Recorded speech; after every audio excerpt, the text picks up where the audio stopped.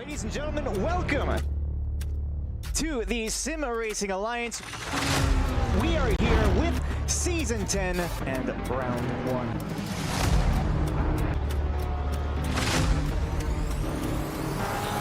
Boogity, boogity, boogity, let's go racing as the green flag jobs. Looking maybe even full wide. They're fanning out, there's a bit of contact. He's got the outside. Side, that's a great move. He's got plenty of speed in there, and he's being held up. He's gonna have a better run. Yeah, it's gonna stick it on the outside. Well, that's a late move. 296 Ferrari, though, finds a space. Oh, he didn't have it. We're on the way for SRA. Ladies and gentlemen, welcome back to the Sim Racing Alliance. I'm Alexa Marshall, joined once again by Selena Boonschleifer or Boonstra, it hasn't changed yet, and Andrew Rife. You know how it's been, the European season has come to an end, and we now go over for the American part of the portions for the rest of the season, of course, being the Circuit of the Americas. And then I do believe it is Watkins Glen next week. It's the penultimate round of this season, and I think it's definitely one to look forward to. Indeed it is. Yeah, I'd say so. I don't know. Selena, are we more excited for Coda or are we more excited for Watkins Glen here? Watkins Glen, honestly. I will point it out, I do miss the Nordschleife, although that is not surprising here in the booth. But I am looking forward to Watkins Glen, though. Like, Coda, it's got really weird corners, I find. Don't get me wrong, the racing back in Season 8, it was actually really good. Like, funny story, I'll make it really quick. So something happened, the servers went down, and I couldn't get in time, so I was all the way in the back, and I kept making position. So the racing is really good there, but it's just the hot lapping itself, especially in the wet, is a no-go for me. But, I mean, overall, Watkins Glen is definitely better hot lapping and racing on. But, yep, that's where I stand with that. Also, going to Watkins Glen in person, so it's a whole different feat there. Well, there you go, I guess. But talking about Circuit of the Americas, we are here now, so we may as well indulge that one. Famous for having some fairly strict track limits, especially through the S's turns 3, 4, 5. Then really 7, 8, 9, 10. Each and every one of these you can easily invalidate on. So lots of people being fairly dissatisfied with how the track limits have been treating them during their hot lap sessions, and I think we're going to be seeing that in qualifying. Of course, it's in the wet today, and ideally we're going to be seeing medium to heavy wet conditions. I don't know if I have a preference on that, but especially taking a look here at the driver's standings, there's a big potential for some mix-ups. Mia Rose leads, but it's not that far back to Mr. Sir. Yeah, definitely one to look out for. Mia Rose leading there on 509 points, Miss P2 with 477. And of course, this is the penultimate round. So Mia Rose, as long as she does what she needs to do, she can wrap it up tonight. Nate Specht also there with 425 points. Don't count him out. He can still get that P2 and probably not P1, but he can get P2 here, followed by Jerry Mercer and Dominic Duran, who, honestly, I did not expect to be so high up at this point of the season. And then top of the silvers, of course, being Guy Manperser in P9 with a mega lead in his silver championship. Yeah, I think somebody else worth noting as well. Peter O'Brien didn't actually make it out to the last race, so 343 points for him is fairly impressive overall, not having any performance whatsoever at the Nordschleife. I'm not necessarily sure what the situation is for his drop race, but he's up there with a fairly respectable finish. And number 9 for Guy Manperson, we're talking about, yeah, he's the silver leader, but top 10 in the overall is still incredibly solid as well. So some expected stories, I would say, for that. Jess Spangler down in 11th, really supporting Mia Rose as well. We'll take a look here at the second page of the driver's standings before we go over to the team page. Again, some stories further down the field. Danny Durant has been a driver we've talked about a couple of times throughout the season. Brian Ryder, Brooker Quigg at the top of the page here, but kind of in the middle of the standings are in the same spot. So not really any major surprises in this aspect. Excuse me. Yeah, I mean, that's usually the way it is. You get all the guys up at the top. However, you do also, you do kind of lose track of what is happening down below as qualifying is underway. And as it is underway, it is best to go through very quickly the good old team standings. We're a Barbie team being up there on 789 points, that being Jess Spangler and Mia Rose. It's NP2 for Michael Menning and Mr. Surf for their team on 765. And then with 759, it is the team of Jeremy Mercer and O'Brien. So the team championship really up in the air of who could come out at the top at the end of this season. But from what we've seen so far, I'm putting my bets on we're a Barbie team. We'll take a look then over at the on-track action. As you mentioned, qualifying just now getting started for our drivers. Bailey Kish leads the way for the Silvers here in the wet. And the question now is mostly in the ballpark of, will we see a dry line develop? And if so, how quickly and how important will it be defining lap time? Selena, Selena, you said you said you had some opinions on this track. It is wet, so Oh yeah. I'm gonna let you go all out here. Well, I was thinking, I think there will be a dry line. I mean, in a sense, because like in my experience, there's been a dry line like every single race because there's just so many cars on the track and it just builds up and that dry line just starts forming.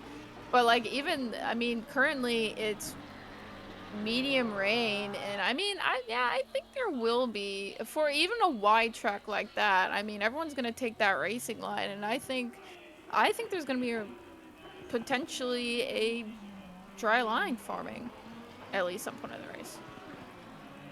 Yeah, maybe here at the end of qualifying, if they get lucky, which obviously that will give more advantage to the gold drivers. Currently watching Bailey Kish for Turbo Racing.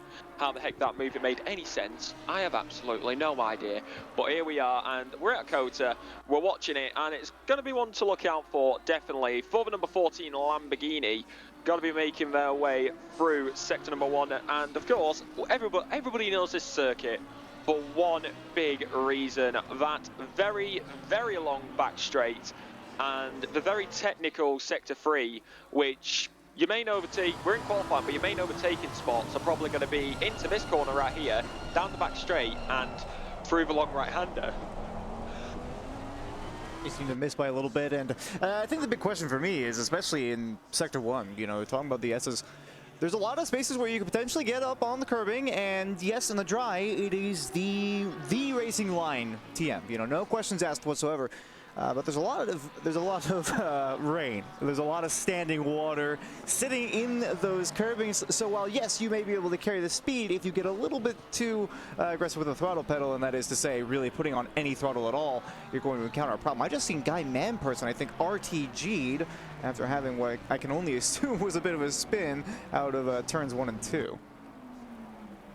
Yeah, I mean, turn 1 and 2 is where we're probably going to see a lot of spins, because especially turn 1, it is that uphill into a very tight left-hander.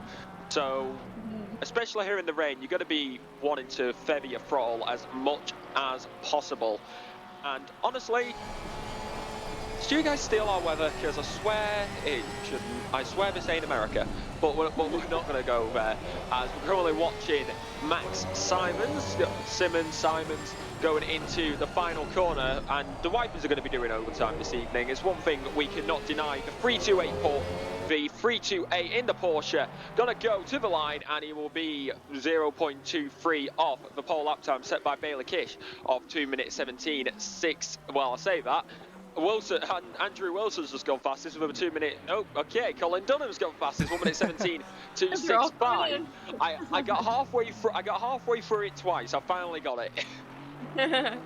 More coming across the line though. So I mean, talk about all you want, the pole time as it's happening. I don't think you're ever gonna be able to keep pace with it.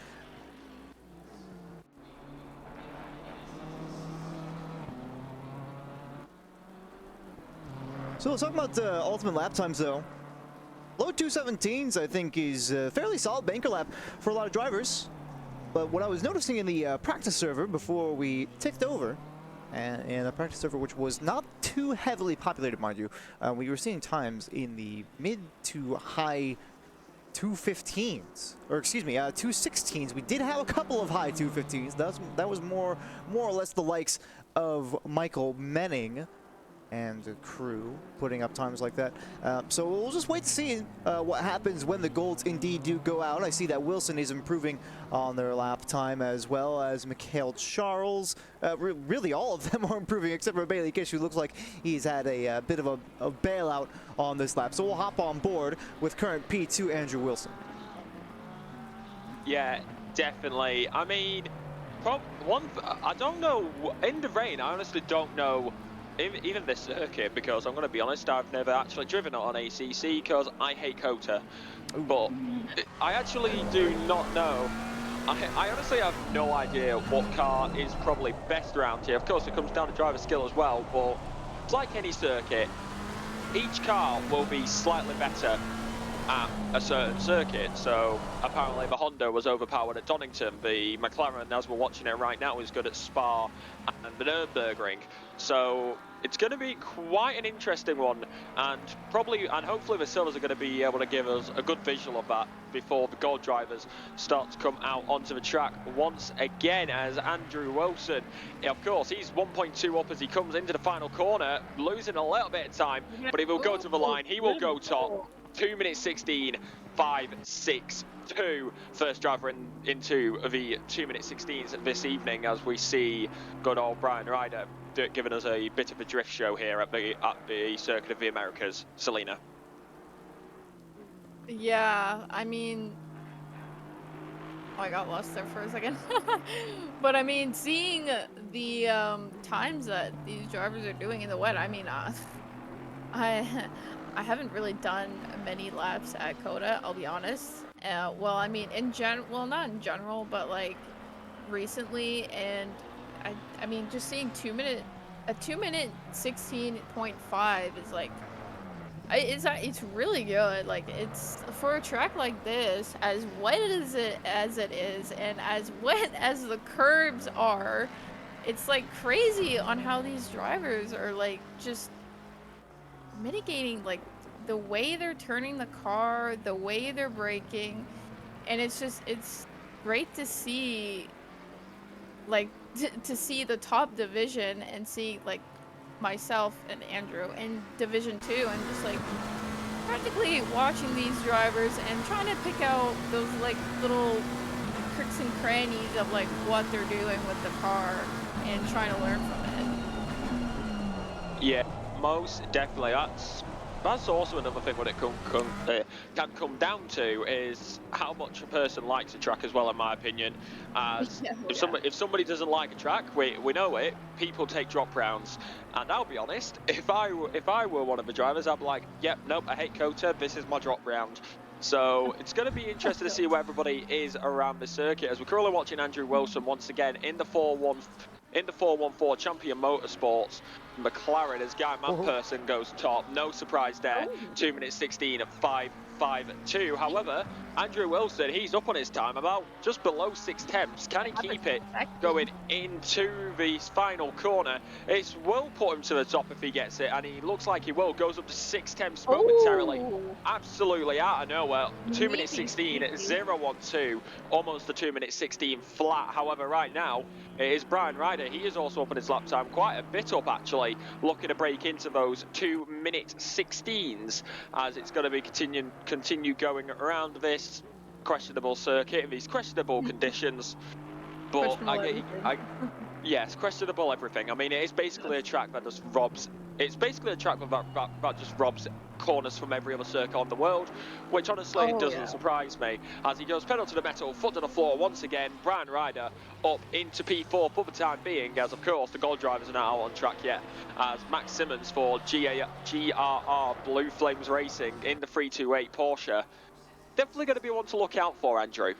Yeah, the deltas are starting to become a little bit less in terms of how much people are improving, but you can definitely see that a dry line has immediately formed because the first bankers, 217 mids, not bad times, and then 216 flat is the current pull right now. It looks like Andrew Wilson has just bailed out on their last flying lap as the goals are now released from the pit lane here at the 10-minute mark. And yeah, all the deltas that we're seeing, improvements in the ballpark of 5/10 for the best improver on the field right now, who's improving on a 217.8. That's Mikhail Charles in the Mustang, which is incredibly temperamental in the wet. A car that's very difficult to get control of in the best of conditions at times. So for a track like Circuit of the Americas that occasionally has some cars off on the side as well, it can get a little bit hazardous out there as you talk about those conditions. But talking about the track as well, Alexa, very, very adamant about your dislike of this track, and I've noticed that the discourse in the community seems to be very polarizing on whether or not people are enjoying this one. And I personally, especially in the wet, feel like this has been an incredibly interesting track to be doing hot laps at for practice, let alone getting out there in the race. Guys, we warned you at the Nordschleife. This was going. Sorry, we warned you at the Bundschleife. This was going to happen. I've been waiting for it.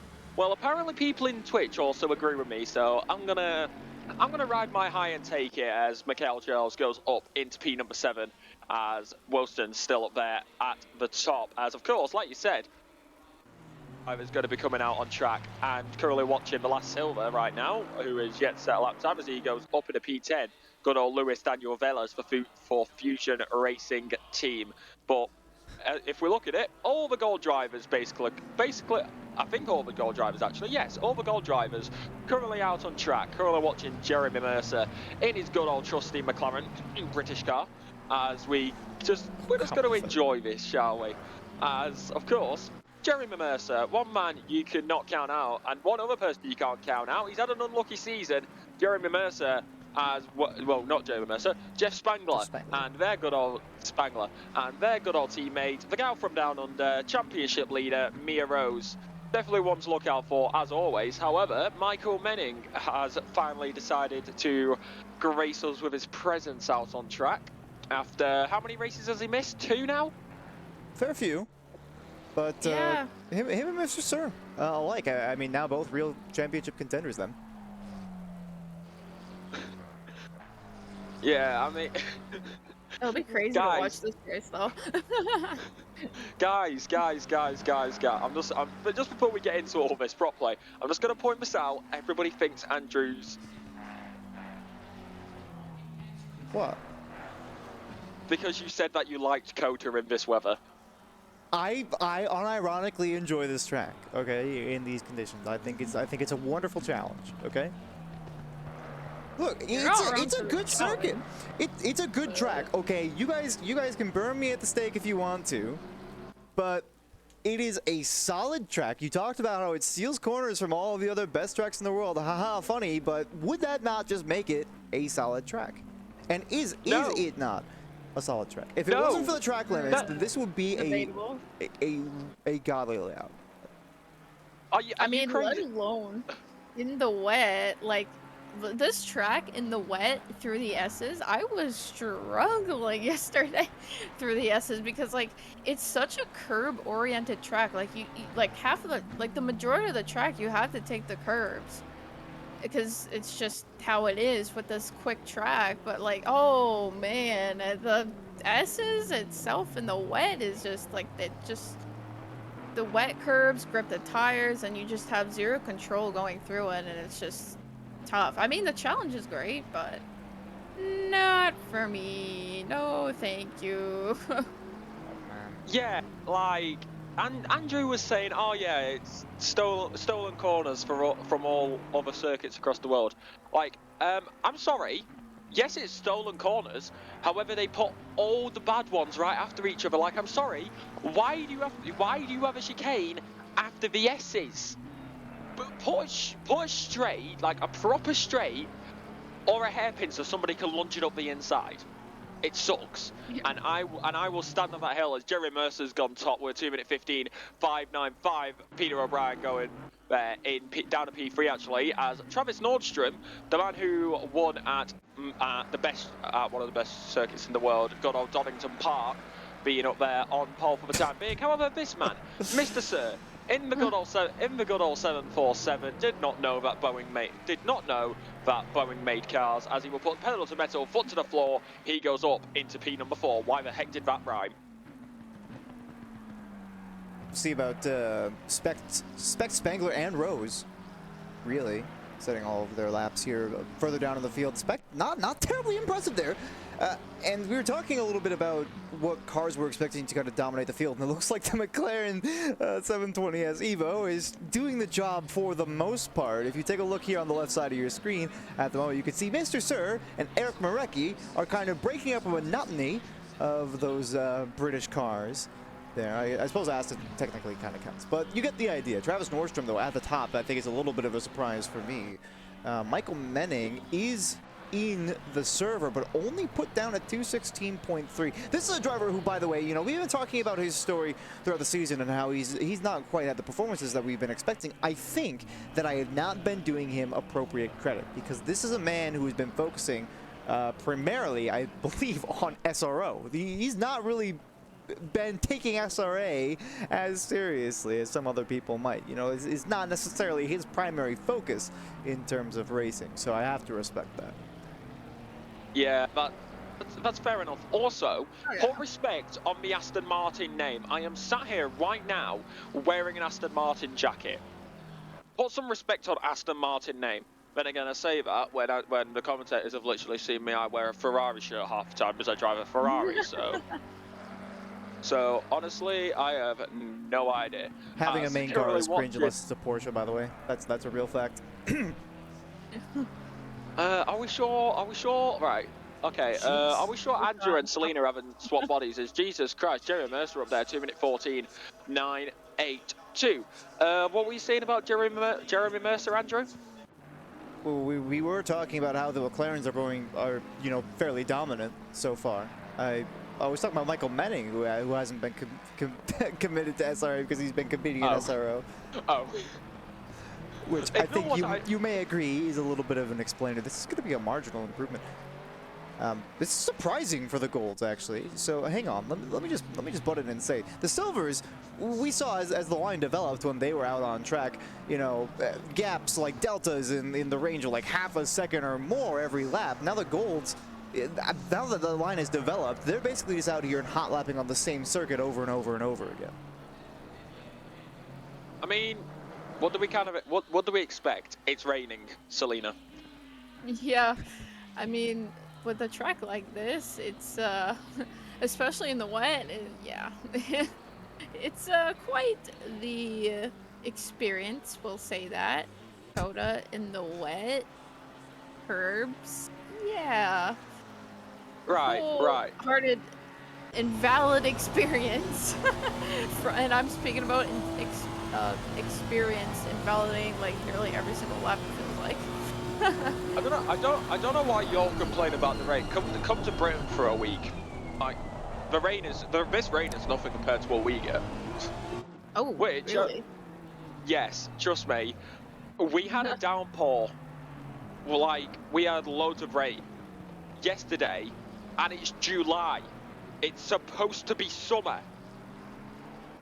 Sorry. You know what? Okay, so what I saw earlier, I'll say this quickly, that there's a huge flooding going on in Toronto, in Ontario, in Canada, and it's like, I don't know, I don't recall hearing or like actually witnessing like a massive flooding going on in the greater Toronto area, but it's like Ontario's rain capacity is like not really considerably like that, so that's like wild to see the amount of rain that's going on in like the greater Toronto area, which is like Toronto and like all the other cities around Toronto.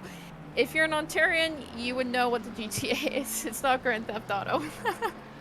But absolutely crazy in Ontario right now with the rain. It's like, wow, like the length of the water is like probably the length of your, like, up to your torso and like half like submerging the cars. It's crazy down here. Yeah. I used to live there, so.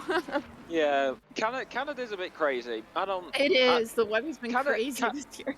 Canada's crazy. It doesn't matter if it's the people or the weather. Whoa, Also, whoa! You can't say that. You can't say that on a live broadcast. That's. I guess it's not really racist necessarily. Hey. No, but you can't say it's that. Not. No, if you know, you know. I'm not gonna get into it, but if you know about Canadian, if you know about Canadians' people history, like if you know the history of what some Canadians have done, then you know. Chad, also, is this real? Quick one. quick one. Jess, why would you come to the UK and go to Birmingham? Why? Anyway, right, qualifying has come to an end. The max wait time is up. I'm just going to continue like none of that happened because I am already half a cider deep and I do not feel like getting into any more controversy. But Jerry Mercer, currently the man on top in the number 37 McLaren, with good old Mia Rose, the girl from down under, in the 956 McLaren as well, so not too bad. On a marginal improvement right now is Jeremy Mercer. He's going to come around the final corner and go to the line. That will put him up top once again with a 2-minute 14.872. Marginal improvements all across the field. The biggest so far is being Eric Marecki, who we're going to look to right now, and Omar Escorcia and Timothy Flanger. So they're going to be interested to see what will happen when they come across the line as Eric Marecki. He's going to come into the final corner right now, and he's going to do it once again. Pedal to the metal, foot to the floor. He sits P10 currently. He goes up into P number 4. Very good lap time for him, as there seems to be a car park on the main pitch straight. I did not know we were outside of Tesco's. Currently watching Jeff Spangler right now as he's going to be heading round the long right-hander, which is a beautiful spot to do a move around the outside in an F1 car on the F1 game. Not so sure about a GT car, how big and bulky they are. But once again, watching Jeff Spangler down into the final corner for We're a Barbie Team. Everybody put the music on. Nope, don't. We would rather not get demonetized.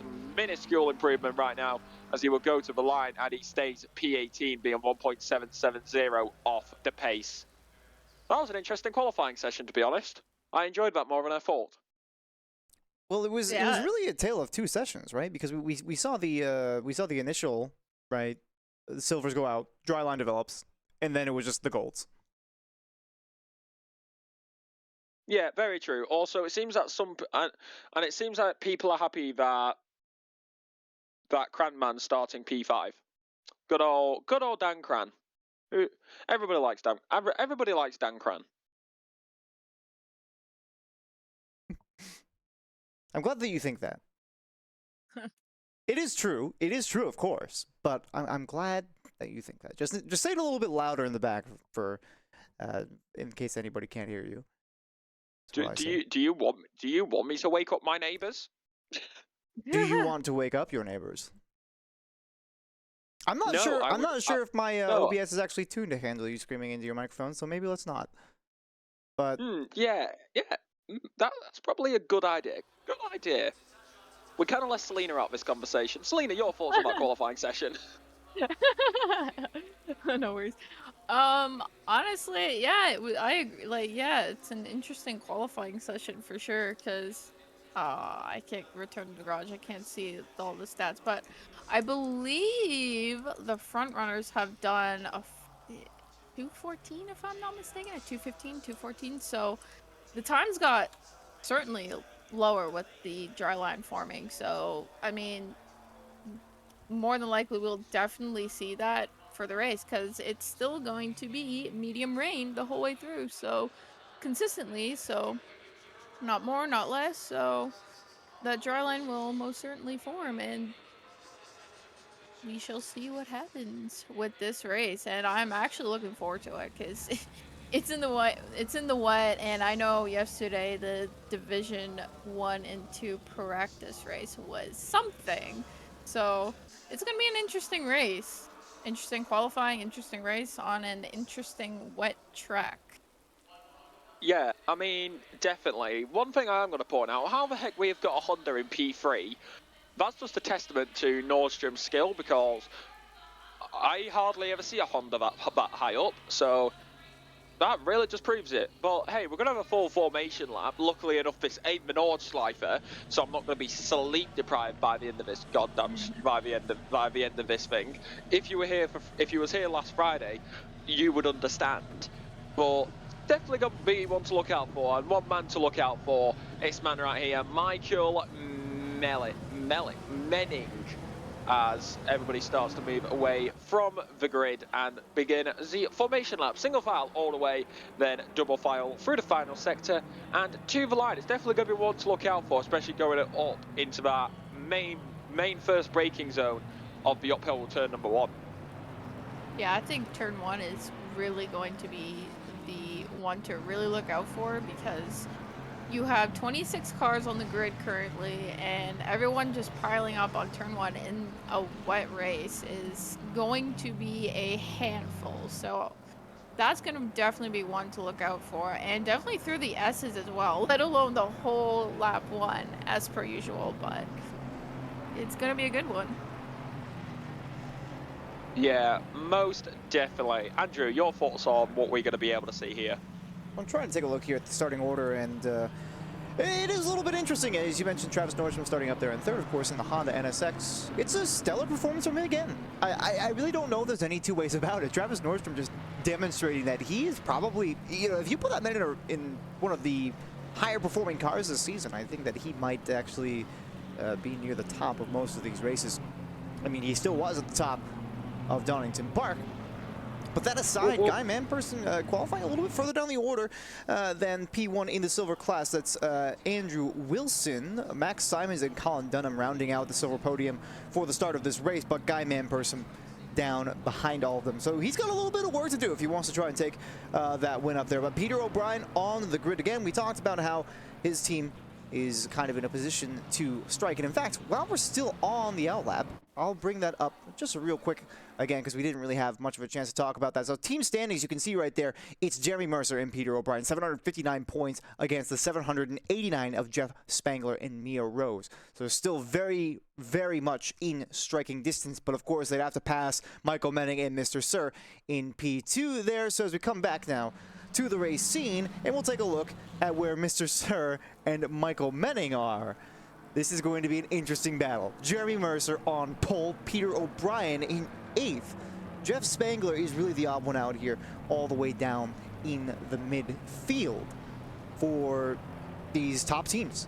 So this could really go any single way in Wet Coda, with everything on the table in terms of turn 1 chaos potential. And with one more round to go at Watkins Glen, this team championship is wide open. Yeah, the team championship is wide open. Realistically, that can't really be wrapped up tonight, but the driver standings definitely can. Mia Rose is currently P2. As long as if she gets a win tonight, then she will win the championship, as she's got enough points to save it. So she's going to be having one hell of a time. But of course, first thing she's got to do is get past Jeremy Mercer. It's McLaren versus McLaren for the front row. Then it's Marecki and Nordstrom for the second. It's then Dan Cran and Michael Menning, P5 and 6. Mr. Sir, P7. Peter O'Brien, P8. Nate Speck, P9. And the finale of Omar S. Garcia being there in P10. Then Barrera, Wilson, Duran, Flamger, Simons, Dunham, Spangler, Guy Manperson, Kish, Ryder, Charles, Dunnance, and I am not going to go through the rest as we are rounding these final corners as we look to the leader very momentarily, as the rest of the field is currently making their way round the final corner, and they all go double file looking to the lights. It's definitely going to be one to look out for. It's Wet Coda. It is all coming down to this, the penultimate round of this season. And it is going to be one hell of a time, as we are very slow as it's boogity. Let's go racing as the green flag drops. And away we go down into turn number 1. Mia Rose will look for a lunge for it, but unable to so far. Contact though. Travis Nordstrom only looking for the move side by side with Mia Rose. That is a bit of carnage further back. That is, I believe that's Mr. Sir. That is a car wreck. As what do we expect from Kota in the rain? Everybody getting a bit too energetic on that opening lap, as we see Timothy Flamger. He was up there and he is already all the way down near the back of the order, as the midfield are looking to be getting a little bit spicy as we head through the S's. Hopefully the rest of the field can do it nice and clean. Chat already calling for a restart. No, that ain't happening. Let's see if I can get this back from the midfield perspective here. Yeah, Selena, I'll let you look at this, Selena. I'll let you have your thoughts on this. Oh, God. Well, my first thoughts are, I'm scared for tomorrow. That's my first thoughts. I mean, yesterday's practice race was already the weirdest practice race I've ever had, and yeah, I'm not gonna. That's all. Enough said. Because let's just say ACC physics did a funny. Let's just say that. So yeah, I'm scared for tomorrow with this race, because what we saw at turn 1, that's gonna be special. Yeah, well, we saw it right there. Michael Manning, he went for a lovely move down the inside for P number 5, as there's Brian Ryder. Once again, he already had a bad turn number 1 on the exit, and now he's just having an even worse time at the end of the straight. Andrew. See if we can get that one back too. But yeah, there's a lot of motion going on, and we're going to have to try to figure it out. Brian Ryder, I think, trying to get a little bit too eager with the turn in there with the car on the inside, and ends up being sent out onto that very, very slick blue tarmac at the end of the straight. So that's something to look out for as well. You know, you talked about potential moves on the outside of some sections, but it's going to be a bit difficult. However, the inside for Travis Nordstrom onto the pit straight inside of Mia Rose there. Wonderful move for the number 20 Honda NSX, but that leaves Jeremy Mercer. That battle between them has left Jeremy Mercer with almost 2-second lead, as many cars actually pull into the pit lane. I'm assuming there's going to be a fair few of them with damage to repair after that turn 1 incident. I don't think any of them looked to be particularly severe hits, but there might have been a couple of cars that went out into the barrier, notably the 747 of Mr. Sir, who did pull into the box. Yeah, him pulling into the box as well has, let's be honest, that's basically just handed the championship to Mia Rose, as Mr. Sir was the one who was challenging Mia for the championship, but now that he's come in, all Mia needs to really do is keep it clean, and she's going to be having one hell of a time. As Michael Menning, he got the P5 move at the lap before. He's going for the P4 move right now. Lovely move around the outside on the exit through the chicane. Lovely jubbly, stand as a pound, as we see good old Peter O'Brien battling with, I do believe that is Dan Craners down the inside. Goes the McLaren, as this is a beautiful battle. It's one thing you can't deny, but it's going to come down to who has the better grip, who has the better acceleration. They are in equal machinery down the back straight. Of course, you've got ballast included to make these cars a bit more equal between every single car. But right now, we've also got I believe that's an Aston Martin. I believe that is Marecki, who is also just coming up on this battle. He's just sitting back for the time being, hoping that these two hopefully have a little bit of a collision, or one of them messes up, as Dan Cranbear up just chilling in P number 6 for the time being.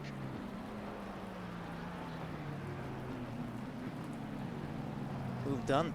And you talk about Mr. Sir going into the pits early on, which I might add, Brian Ryder has just gone wide there at the end of the straight. Brian Ryder, who was part of that big collision early on, and is having a bit of a mare of a time as we continue forward. But getting that pit stop out of the way, especially in the weather of the conditions with a mandatory tire change, it's going to be less important when exactly you take that pit stop. So for those cars that did come in on lap 1, you're going to have some cleaner air, and you've got the mandatory pit stop out of the way. So if you can put down some solid laps there's every possibility that you could still very much be a part of this race, especially given the not insignificant amount of fighting that has been going on further up the field. This is Jose Guzman trying to go up the inside of Danny Durans for turn 1. The Mercedes on the outside, and the NSX very late on the brakes here from the 554, and the 72 is going to be looking for a switchback, but it's not going to quite be there. Jason Allen and Max Simons doing battle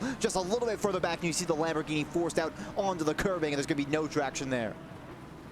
Yeah, absolutely not. You just don't want to get on those curbs. Everybody knows this, and that's probably a good defensive tactic, because if you can, you're not pushing them off the track, but if you can get two of the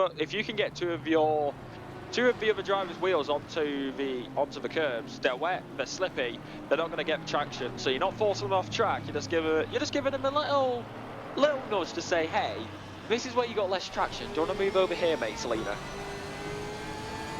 Yeah, and my brain is so malfunctioning. I'm sorry, but yeah. So the traction is like, was that Max Simmons that went off that portion? Yes, it was. Oh, yeah. I mean, as you were saying, like with the traction, like I mean, looking at everybody right now, like I'm seeing some who are like on TC2, and it's like. And I mean like the first TC2, like TC2, but the second TC is at max for Carpenter, and it's like, man, I don't know how they do have that. And Jason Allen being at, Max Simmons being on TC5 with no second TC on at all, and man, like with the TC low and like with the traction being so slick, it's very brutal with like these wet conditions in such low TC. But I mean, to each their own, they make it work. Yeah, very true. As they definitely have to work, because currently watching Bailey Kish for Turbo Racing once again. I'm not going to make the same joke twice. And he's on the back of Velez in the Ferrari. So it's definitely going to be one to look out for. Maybe the move later on, but just looking inside the cockpit momentarily. The spray that's coming off those cars, that's Mr. Sir and Nate Spector, I do believe. And that is, I think that was a mess up by Nate. I think that was a mistake by Spectors. Actually, there may have been contact going into turn number 1. We are going to get a replay of it was Kish. I think it was Bailey. Yeah, it was Bailey and Velez going into turn number 1. The Lamborghini lunges it off the inside, spins them both round. And that's completely on the Lamborghini right there. Yeah, I didn't quite get the full picture, but I think we got enough of it to know why it was that Velez and Kish dropped a little bit down the order there. Yeah, I mean, heck, we don't even need to send it over to the sideline and get VAR on it. That is cut and dry. That is a foul right there, and that is completely on the Lamborghini. 10-second penalty for Ocon. There you go. Love it, absolutely love it. But this race is already starting to take a strange shape, though. I'll kind of pull up the relatives so that way you can get an idea here for just a moment, Alexa. But you can see that there's not a whole lot of close gaps here. With only 24 cars in the race, it does make a degree of sense that it's a bit more spread out than what we're used to seeing, but this is already on a different level. I will say, though, Kai Manpers has already made up a fair few spots, starting from 18th on the grid and finding themselves in 10th right now. Of course, with all of the turn 1 carnage that went on earlier on, it's a little bit difficult to say exactly how things are shaping up. Something notable in that regard, I might add. Nate Specht running in 22nd, but the first of those who dropped into the pits. Mr. Sir follows closely behind, and one other story that we're following too. Travis Nordstrom still hunting down race leader Jeremy Mercer, and just set a new purple lap of the race with a 2:14.962, quickly taken away by Michael Menning with a 2:14.88. Yeah, definitely. I mean, I was talking about my cars in qualifying. I've just been thinking to myself, the Honda is very known to be a very heavy car. Like, it's nimble, but it's heavy. And on this track, with the wet tyres as well, could a heavy car actually help you out a little bit? Because it means that your car will be planted to the ground more, maybe providing you with a little bit more grip. So maybe having a heavier car is helping Travis Nordstrom out right now. That is true. I haven't checked the ballast for this race. I can only assume that the NSX has gotten a little bit of help, and it looks like it could actually use some right now. Jose Guzman is actually coming under quite decent fire here. That's Velez, Durance, and Kish in a bit of a train behind them, but considering the history that the Lamborghini and Ferraris have had together so far this race, I'm not necessarily certain if I want to see them in such close proximity anytime soon, but we'll just have to wait and see what happens with that. Yeah, very true. Selena, I'll let you speak. I'll let you speak for once, as I'm gonna get up the ballast for this race. Well, there is a silver battle for, let's see, P8, P9, and P10 with Guy Manperson, Esprecia, and Colin Dunham all within tenths with each other, and it's looking quite steady. But actually, Esprecia in the midst, in a sandwich of a McLaren and a BMW. Not the same, but different. That's what I'm seeing. Oh, Max Simmons right on the back end of Jason Allen. Nearly going on the inside, but just doesn't get it. But he still has the inside going to that right-hander. Cleanly all. And that move is complete. Very nice move by Max Simmons, taking that opportunity on that right-hander. Yeah, that's definitely going to help him out. Andrew, you were talking about this before. The ballast for this race is actually, the Aston Martin V8 has -5 kilograms. The Audi R8 Evo 2 has -5 kilograms. The Bentley has -40 kilograms. The 296 Ferrari having +10, as well as the M4 and the good old 720S. And the Mercedes as well having +10.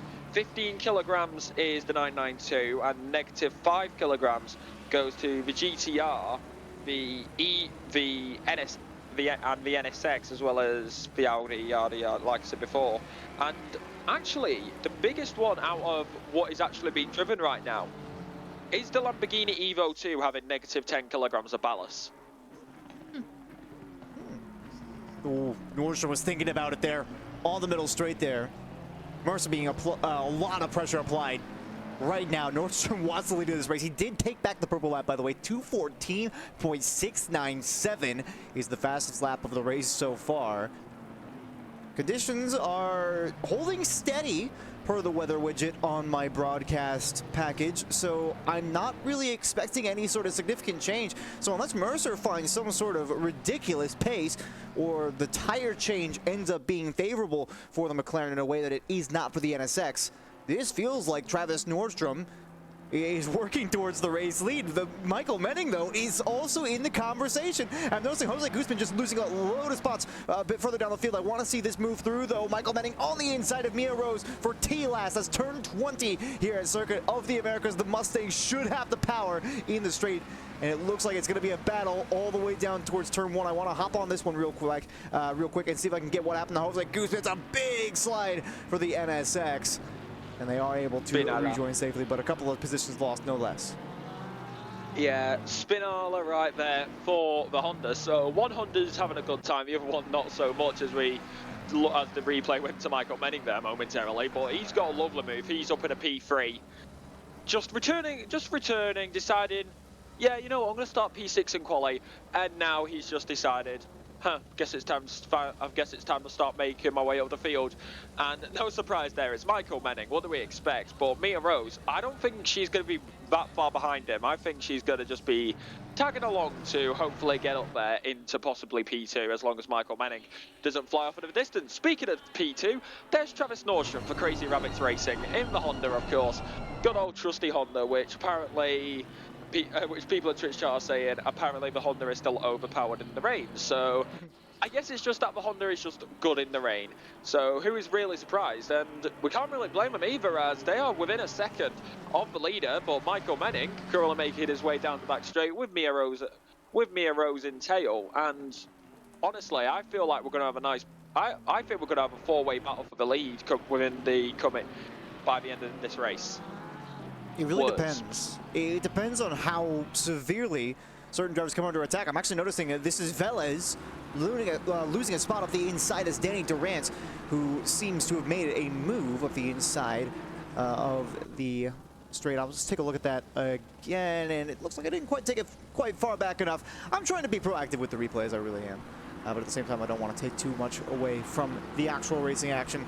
But it does look like it was a relatively cut and dry move there. So no surprises. I'll take on board, though, with Travis Nordstrom in the last sector, where it seems like he's been incredibly powerful in relation to the McLaren. You mentioned the NSX potentially being overpowered in the rain, and I don't necessarily know how much truth there is to that, but I do know there's a bit of truth in saying that Travis Nordstrom is a beast in the Honda NSX. Yeah, that's something we can't deny, as he's been closing in ever so slightly every single lap. He's all over the back of Jeremy Mercer. Honestly, I see this overtake happening for the lead in the next coming few laps, Selena. Yeah, and I mean, honestly, if I were him, if he's like, he has right now the purple lap of a 2:14.6.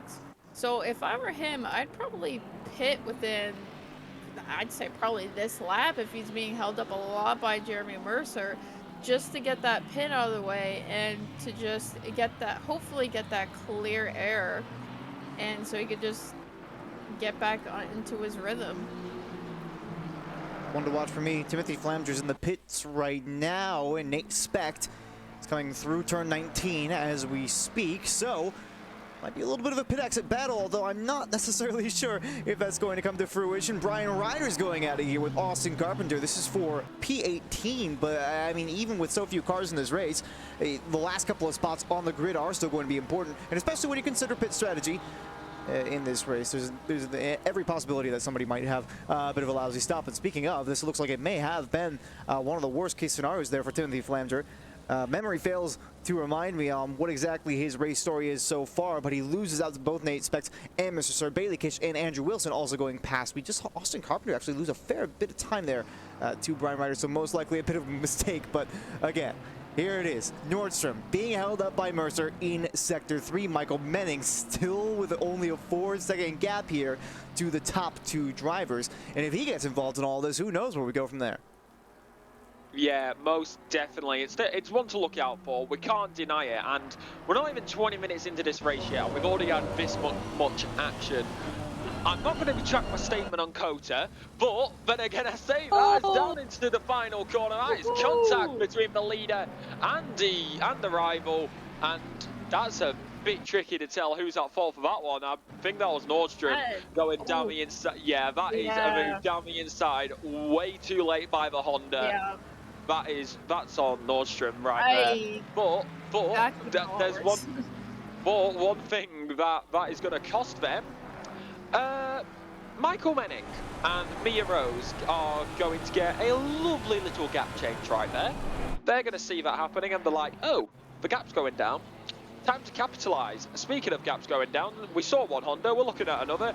Good old Jose Goodman going down into turn number 1, once again battling the good old Velez de Ferrari versus the Honda, Italy versus Japan.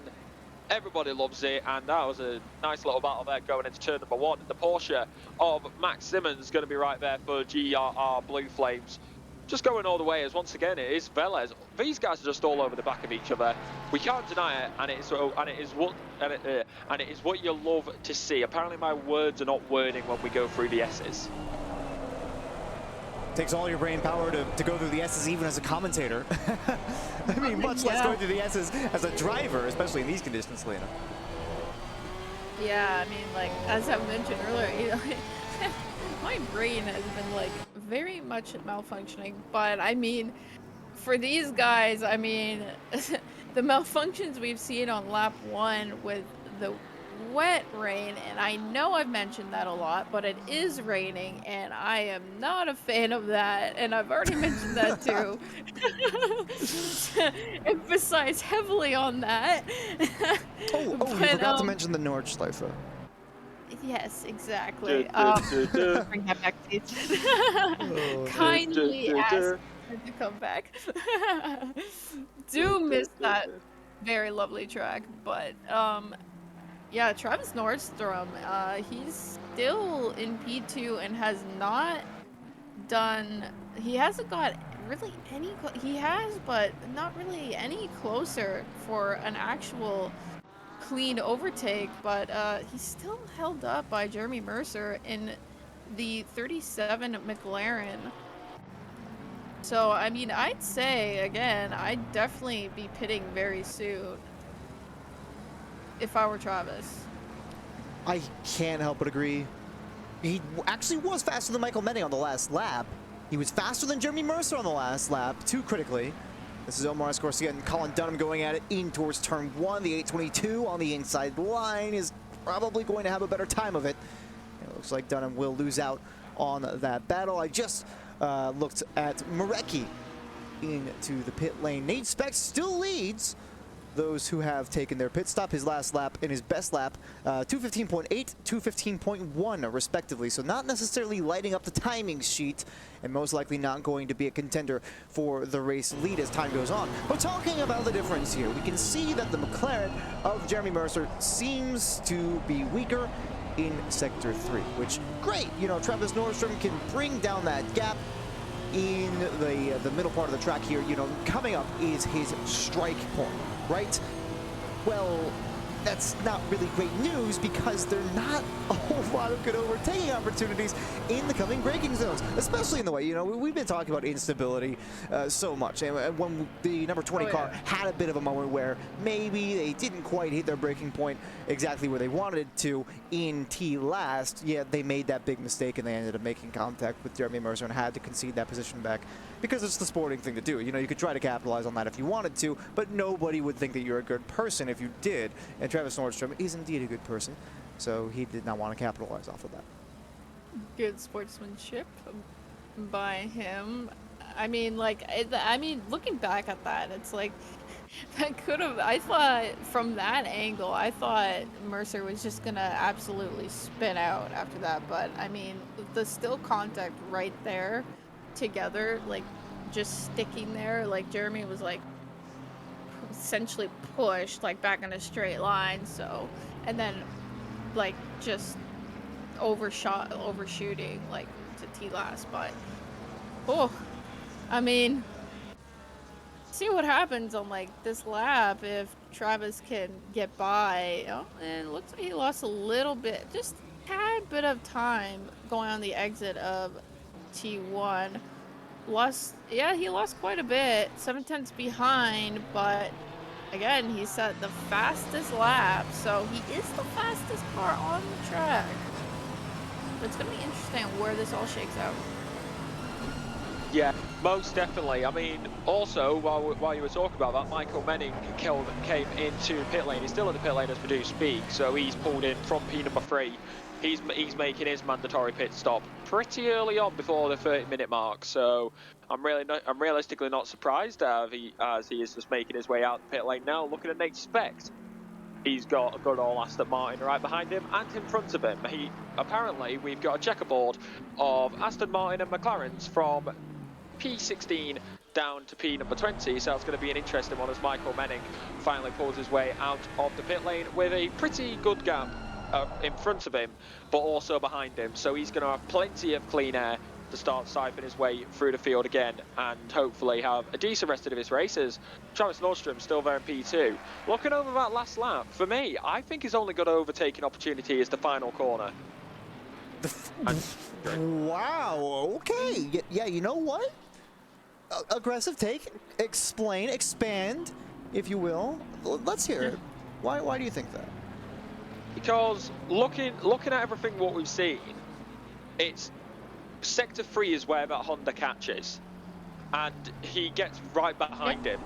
And what we saw on that last lap as well is that the Honda is very unstable into that first corner, and that McLaren is really good on the straights and really stable through the S's. Oh, and he's pitting now.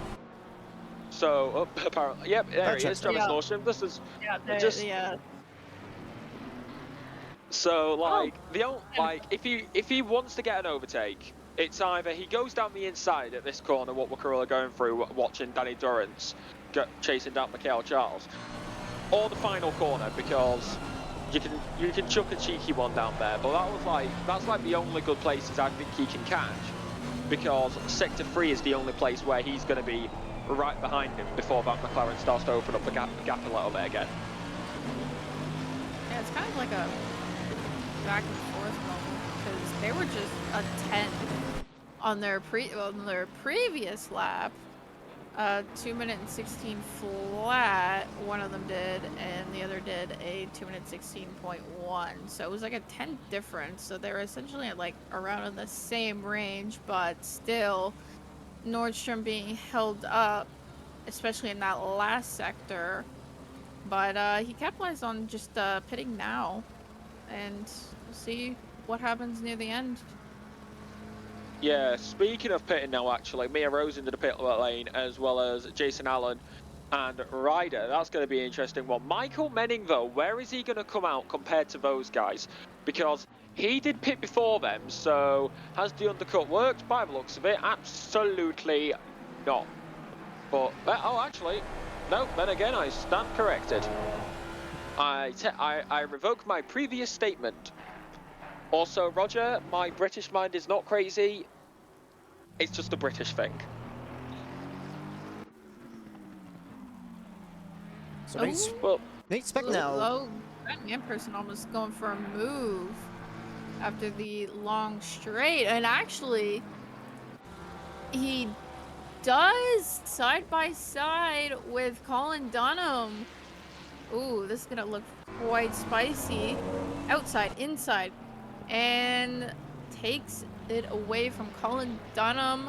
Fantastic overtake by Guy Manperson.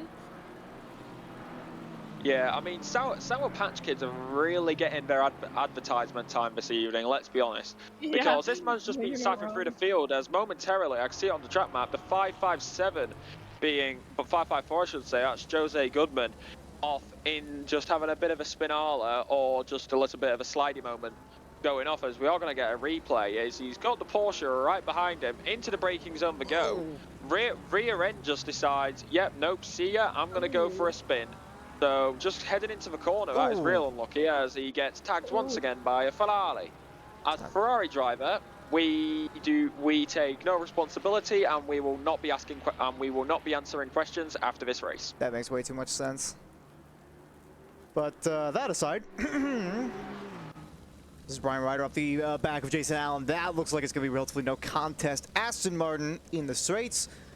There's no question about that one, unless Alan finds something to say about this one on the outside. It's a little bit of a wiggle on the braking, and it's going to fight this one in the Lamborghini. Traction race down towards the next braking zone. It looks like Alan's actually going to stay in this one. Well fought there from the 15. Switchback potentially here for Ryder, but we saw Manperson in the same situation just a moment ago, and it looks like it's going to work for the inside car. Alan has to be a little bit aggressive on the brakes here. Ryder sticks it on the outside, and I don't know how in the world it is that they continue to go side by side like this. The dry line splits both of the cars on the outside of the triple right-hander, and I don't think it's going to work out there. Nice move there for Ryder. It took a little bit, but it was clean racing. Yeah, I mean, that just shows the Aston Martin's good when it gets the power down, and that just showed through the triple right-hander. It's lovely jubbly down the straight as well. Jason Allen being able to keep it in there in that good old Lambo. So realistically, that was a nice little battle, and that's what you love to see. Currently looking at Michael Menning though. He's got his sights. He's in a Ford. You know what's coming. Lock, Fox 1, Splash 1 is what he's going to be wanting to hear as we head down this straight line speed, and the acceleration of the Ford may help him out. Probably not this lap, but most likely the next. He's going to be trying to close down that gap. I am sorry, we're on board with Travis Nordstrom. Well, I did switch in the middle of your call, so don't feel bad. Okay. I looked away from my screen. Like I quickly looked away from my screen. I saw Michael Menning, then I looked back, and then I saw Travis Nordstrom. So I was like, hold on, have we been watching Travis Nordstrom this whole time, and I've just been calling him Michael Menning? No. The point I try to illustrate with that, though, is the fact that Nordstrom did get covered off by Mercer. So Nordstrom came into the pits a little bit early to try and get a little bit of clean air. Great, fantastic, good call. Jeremy Mercer came into the pits very, very shortly after, and now Nordstrom is behind again. And it looks like a little bit of time may have been lost in the pit lane for Nordstrom one way or another, as of course he actually loses a position here to Colin Dunham further down the field. See if I can get that one back. But yeah, so Nordstrom going to be exactly in the same spot that they were just in a moment ago. Yeah, well, the Honda's definitely being split here, as off goes the Ferrari, just a cheeky little move around the outside, but Nordstrom's having a fun time. Guzman, not so much. He had that spin, and now he has got a drive-through. He's in P22, so he is just not having one nice race at all. Travis Nordstrom currently sitting P number 5, and he's got Michael Menning, who's currently in P6, who's going to be closing in on him as Guyman Person, Landon Velez, and Carpenter all come into the pit lane. The only people yet to pit are the current top 3 of Dan Cran, Durrance, and Max Simons. But let's be honest, when it comes down to it, it's going to be Mercer, Nordstrom, and Menning who are going to be the top 3 with Mia Rose P4.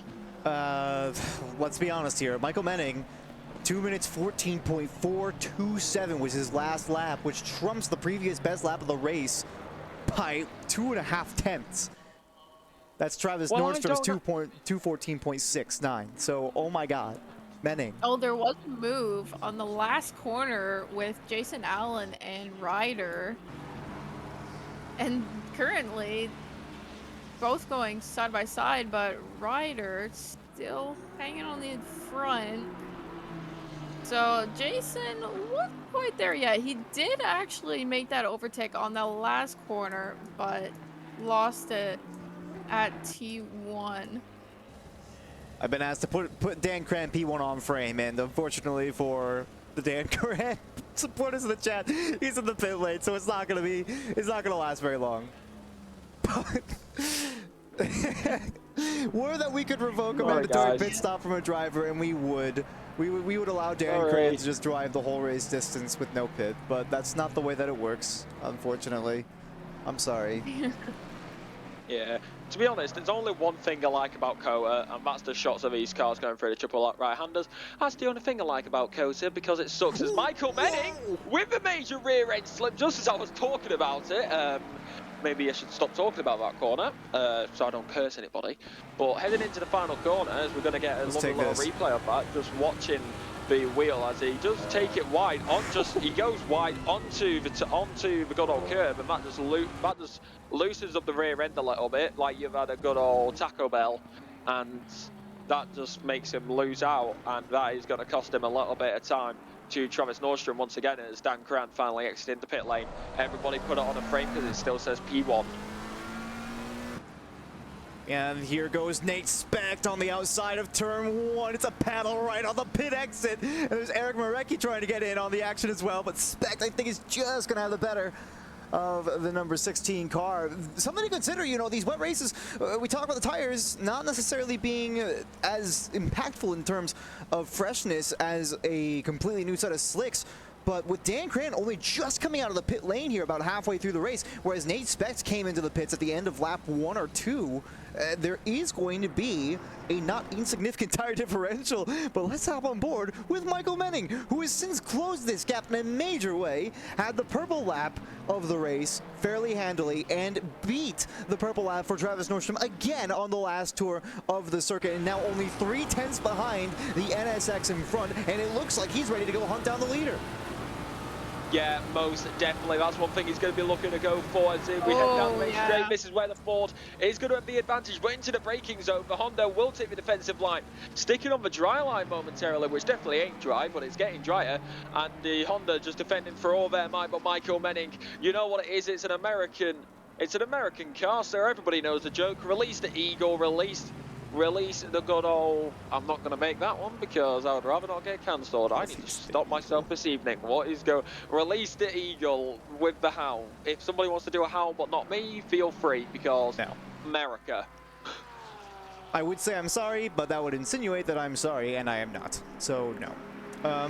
We'll hop on board again with this one. I want to track this as it develops, because Michael Menning, although I can say with relative certainty that there are some spots where the gap isn't going to come down in a significant way, this is Michael Menning that we're talking about, and he seems to pull pace out of the mirror dimension in order to catch up to the cars in front. So I don't want to take my eyes off of this for too long if I can help it, but I am noticing Eric Marecki and Dan Kranz still locked in battle there, with Nate Specht only about a half second ahead of both of them, and they're on to the pit straight right about now. It does look like Dan Kranz is going to keep that gap, presently speaking, but again, as soon as I looked away from my timing page, I saw Michael Menning's gap come down to 0.2 seconds now to Nordstrom in front, who's having a little bit of a wiggle here through the S's on the NSX. And trying to find your rhythm through the S's is already hard enough, but when you have the fastest driver at SRA breathing down your neck, it's got to be all the more difficult to find your focus. Michael Menning's thinking about it on the outside there for a second, opts to go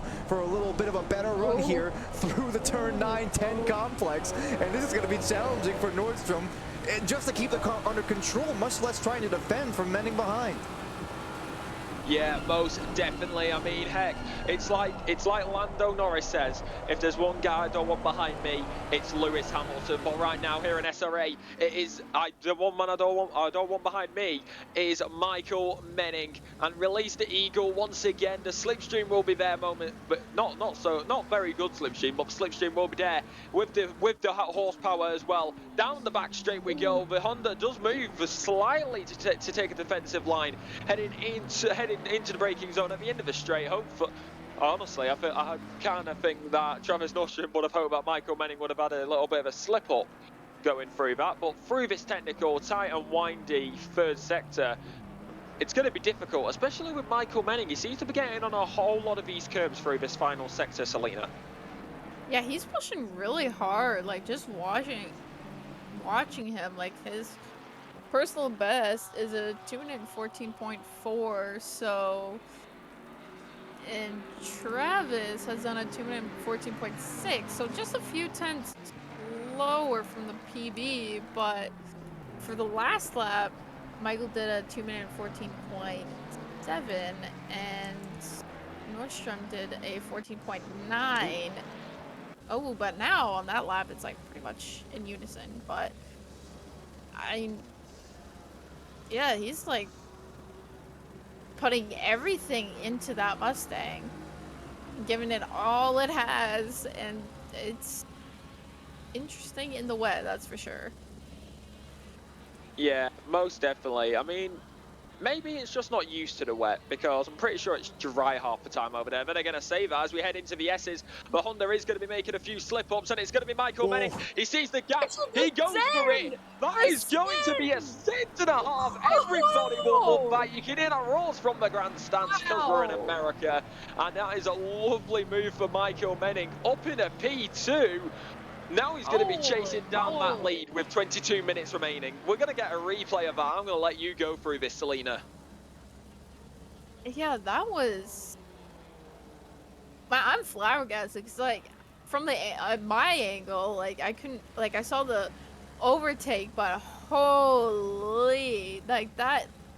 Sending it through the S's, especially, again, in the wet, is a risky move, and I don't think there was any contact between the two, so it was a really clean overtake and a real send right there for the books. Like, that was amazing. Well, I can well tell you, done for Michael. there was the tiniest little bit of contact, but it looks like I'm fairly certain they'll chalk it up to a bit of a racing incident. Yeah. I can't speak on behalf of the stewards, but especially after a fair few laps of battling, you know, you have to get the elbows out a little bit, and Manning saw that gap, and he took it. I feel like, you know, at the point which Nordstrom, you know, kind of came in and that contact was initiated, I feel like Manning was sufficiently alongside that you could argue that that was kind of on Nordstrom for not respecting the space. But simultaneously, you know, it's so hard to predict somebody coming up and trying to snipe that gap in the first place. Yeah, Yeah. like, I'd be really surprised too, like seeing someone just all of a sudden send it like that, and like, oh, I'd be like absolutely flabbergasted. But still, it was a great move. Regardless of even the slightest contact, it was still a crazy, wild move. That was bold. Yeah, very, very true. Quick, I'm going to quickly go over the Twitch chat real quick. NoobsRRules_official, thank you for the raid. Welcome into the Sim Racing Alliance, where you are joining us on the penultimate round of Season 11, where somehow you have a Canadian, an American, and a Brit in the box together. How the heck we did this, we have no idea.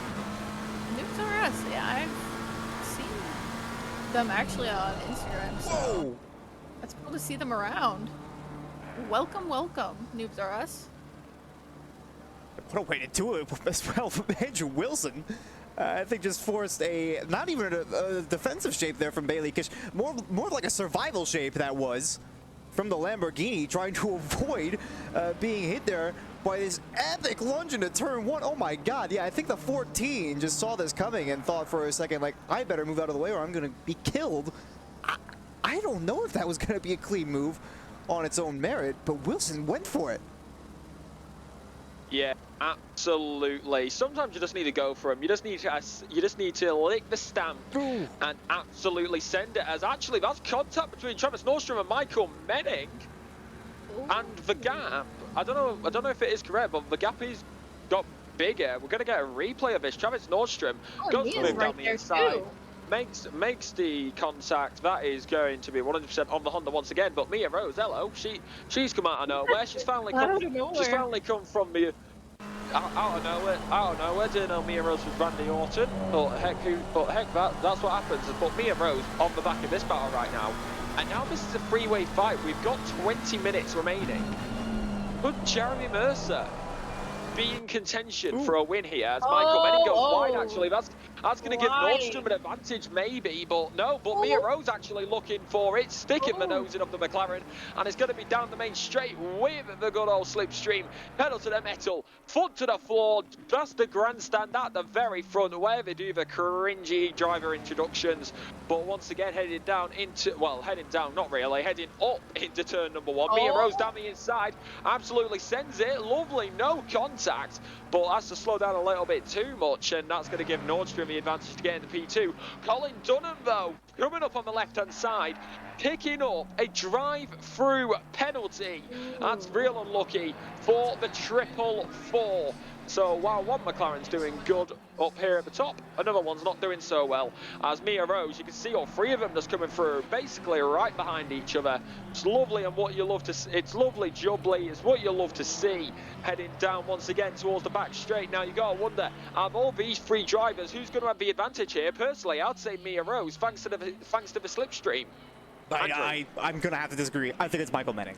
This guy, we know that he's the fastest driver on track, as evidenced by his purple lap. The fact that he's essentially beaten the purple lap of other drivers multiple times over that are his peers in this race. He's got the purple lap right now, past Travis Nordstrom and past the idea of having to fight with this for the most part. The gap is still lower than I think he would like, but right now he's trying to focus on Jeremy Mercer, and Jeremy Mercer's a driver who we haven't had to talk about all race because everything has played into his favor. Started on pole position and has managed to pull away just enough from Travis Nordstrom to stop Travis Nordstrom taking the lead early on in the race. If Nordstrom had made that overtake earlier on, it would be Mercer in P3 right now, who has been thrown to the wolves of Michael Menning and Mia Rose.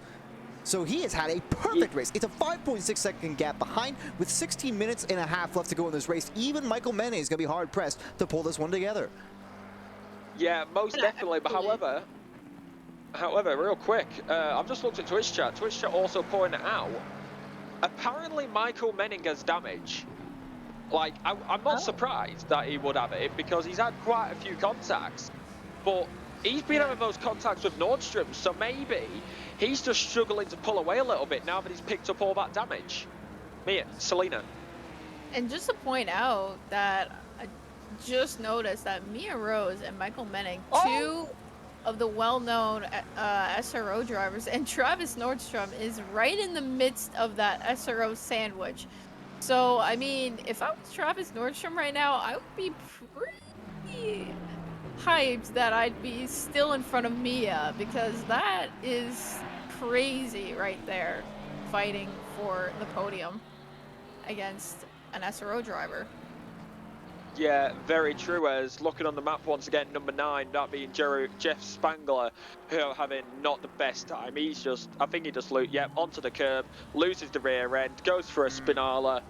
Absolutely not having a good time, and you've really got to wonder, like we said at the start of this race, the constructors the team championship. Sorry, I'm so used to doing F1 leagues, but like with the team championship so up in the air, you've got to wonder how is this going to affect that, because yes, Mia Rose is all the way up there as we see the Ferrari go off right there, just getting a bit unlucky, gets overtaken by Brian Ryder. That is going to be Velez, who now drops down to P number 19.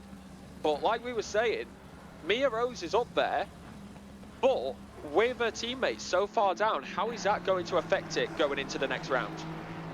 Well, right now, I think the big one to think about, right, is Peter O'Brien in P5. Another driver that we haven't really discussed so far today. Mr. Sir and Michael Menning are currently in front of Jeremy Mercer and Peter O'Brien in terms of the team standings. But right now, Jeremy Mercer, sure, goes toe-to-toe with Michael Menning and wins that fight given the current positions, and it might not even stay that way as Travis Nordstrom has closed up this gap mightily through the triple right-hander. It's only 0.2 seconds between the two.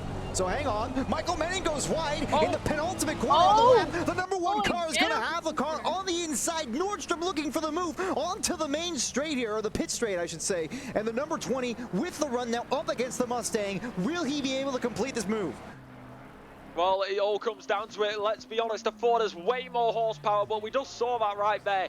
Travis Nordstrom can go for a dive and get it done when he wants to, but that is just way too far back. That Ford has too much horsepower, and honestly, on home territory, I'm not surprised. Michael Menning, now that I've seen that, honestly, I think that's what's keeping him in the position that he is right now. Otherwise, I think Travis would have had him as well as Mia Rose.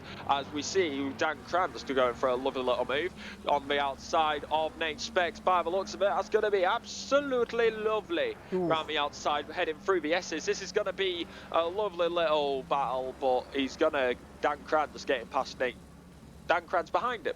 My bad, it looks like this because my brain is not braining for Pliny Matrix. Yeah, you can see just a little bit of that curve right there, and Crane had to lift off. Oh, that was so good. It was going to be so good there from Crane, but not quite.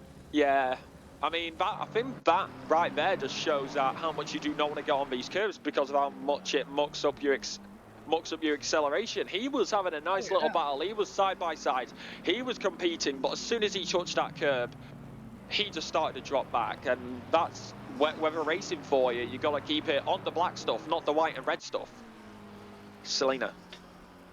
Yeah, and actually, just to point that out too, speaking of that, is the drive-through penalties is a huge one. I know in yesterday's practice race, a lot of people racked up a lot of drive-through penalties, and especially going through the pit lane as well. That was a major issue as well. But I don't think I've seen that many penalties being thrown out, which is a good thing. And actually, as speed, Nate Specht and Dan Cran having a little argy-bargy moment with Eric Marecki following right behind them.